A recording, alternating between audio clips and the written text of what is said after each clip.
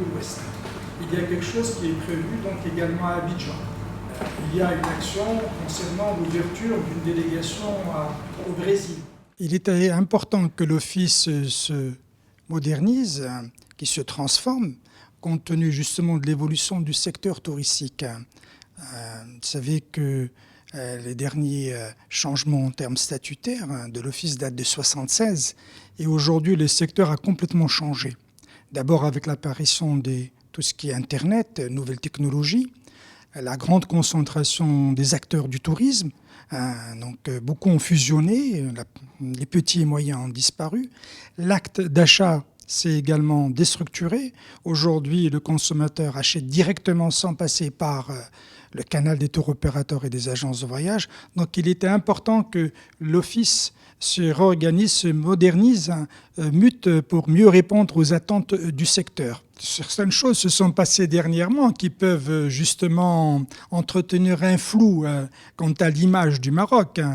Ce qui s'est passé autour du festival Mawazine, par exemple. Nous avons utilisé le festival Mawazine parce que c'est un formidable événement culturel pour le Maroc, d'abord pour nos compatriotes. 2,5 millions de Marocains qui assistent avec beaucoup de sérénité et de joie, quelque part, justement aux différentes scènes du festival Mawazine, est quelque chose de très important. Également sur le plan international, et nous avons mené des campagnes de communication autour du festival Mawazine, ainsi que d'autres festivals en France, en Angleterre et même en Algérie. Quand on a des stars comme Jennifer Lopez, Pharrell Williams ou d'autres qui viennent au Maroc, c'est quelque chose qui est très très bénéfique pour la destination Maroc. Je voudrais tout d'abord exprimer la solidarité des professionnels du tourisme et de l'Office à nos amis, à nos frères tunisiens. C'est une véritable tragédie qu'ils sont en train de vivre. Malheureusement, le monde, aujourd'hui, c'est des choses qui peuvent arriver dans n'importe quel pays. Personne n'est à l'abri.